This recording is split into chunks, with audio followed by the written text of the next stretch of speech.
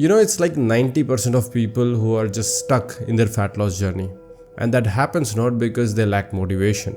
Because think about it, there is a lot of motivation in this world. Like, who doesn't want to be fit and healthy? What actually happens is that they are stuck in a loop of cravings.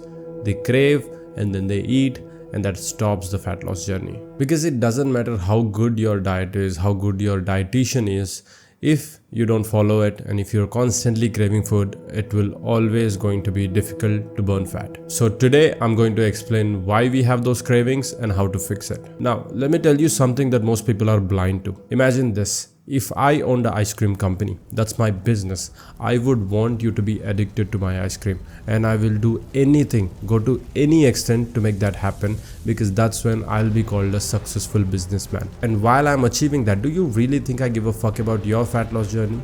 No, absolutely not. And this is how most companies work. They don't know you, but they sure as well know how to make you crave more. And this whole manipulation and commercialization is on one side, and the real actual scientific reasons of what happens in your mind and your body is on the other side. Let's get to it. And understanding why you have those cravings is like the first step. Now listen, I've been training and transforming people over last 8 years with one-on-one. And let me tell you something. Your workout plan is not the driver, it's the nutrition. And even if you have the best nutritionist advising you, even if you have the best diet plan right in front of you on paper, it don't mean shit if you don't follow it. And what do you think stops you from following it?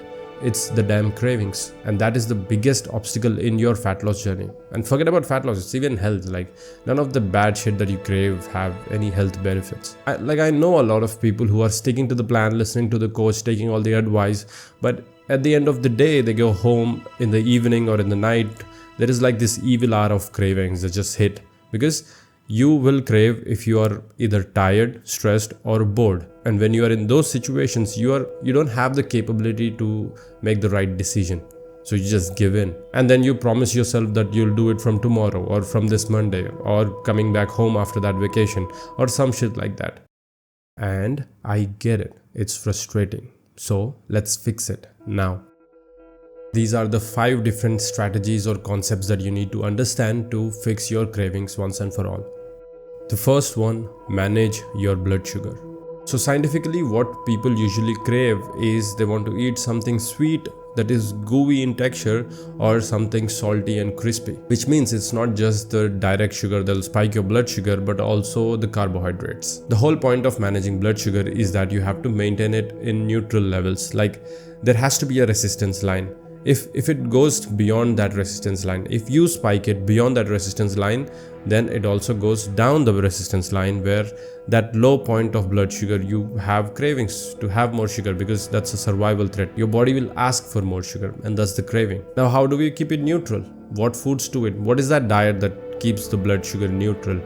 Well, that is something for you to figure it out. So there is something called CGM. It's called continuous glucose monitor. It's like a small sensor that you can buy online. You just put it on your arm. Now it is connected to your phone, and every time you eat something, that has 24/7 blood sugar monitoring. So you can actually see what are the levels, what kind of food is spiking it too much, what kind of food is not at all spiking it. So you understand which food is good for you based on that. And basically, when you eat good quality proteins and fats that are cooked properly, you will not see any blood sugar spike.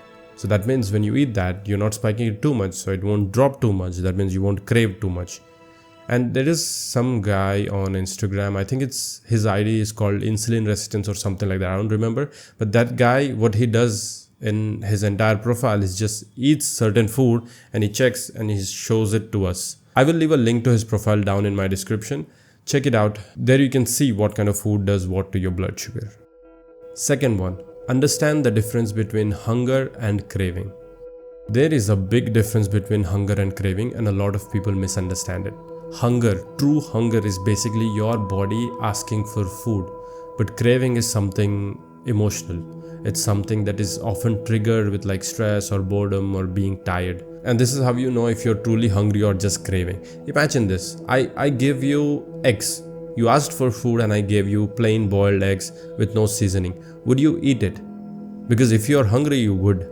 And you would also like it. But if you say you want to eat a specific food from a specific location and you say no to all the healthy food options right in front of you, then that's a craving. Third one, fat loss journey will make you crave more. Now here's the thing, when you're on a fat loss journey, you will obviously crave more food because your body wants to maintain its energy storage. Because think about it, why would your body go through that whole process of breaking down your body fat and converting into energy and helping you survive if it knows that you are just weak and it can just trick you into craving? It's like, it's just a chocolate, what's so wrong about it? Just go eat that chocolate, and you will go eat it. Now your body has that chocolate, the energy from that chocolate to burn instead of going through that whole process of burning fat. So basically, be aware, you will crave more food on your fat loss journey. The solution is just don't eat it. Just don't eat it, it's fine. You're not going to die. Fourth one, fight the urge. You need to understand something. Let's just say you're craving right now. You want to eat something that you're not supposed to eat. Now the intensity of your craving, let's just say it's 100 units. It's at its highest. And now if you eat something or just give in to your cravings, tomorrow, next day, when the craving hits, again the intensity is 100 units. And if you don't eat anything, you just fight the urge. The next day you'll have the craving again, but the intensity is now maybe just 80 units. And that way eventually you break that loop. Now it goes from 80 units intensity to 60, 40, 20 to a point where it's very easy for you to manage your cravings. You see, the initial stages, it will be very difficult, but you get used to it. And trust me, even though this is a difficult one to do, this is very effective.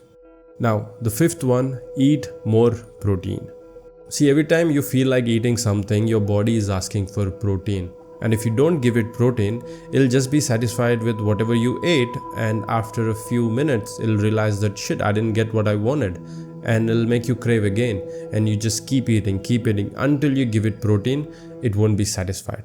And protein should be your best friend when you're trying to manage your cravings. And I understand this, that the most of these protein sources will not satisfy you as much as the cravings that you have. Like, none of the protein sources will taste like a brownie. And I made this very interesting little experiment where people told me they were craving. I told them, okay, write down all the things that you could eat, everything.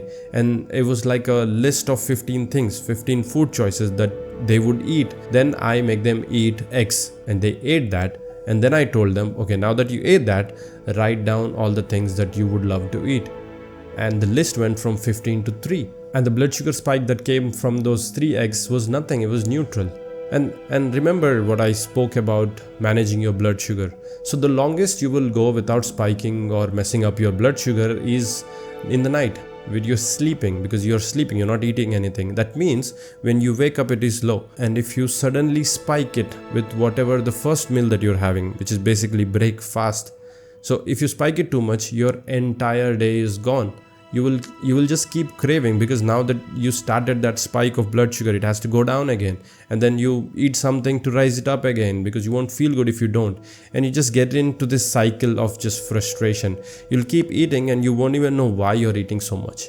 So basically what I'm saying is that when you wake up, your first meal, at least that first meal, make sure you're not spiking your blood sugar. And you don't have to apply all 5 of these points. You can just take one thing very seriously, and that can fix your cravings. So try it out, test it out. And I hope this video was helpful. If it was, like, subscribe, comment, follow me. All the links to my socials will be in my description, and I'll basically see you guys in my next video.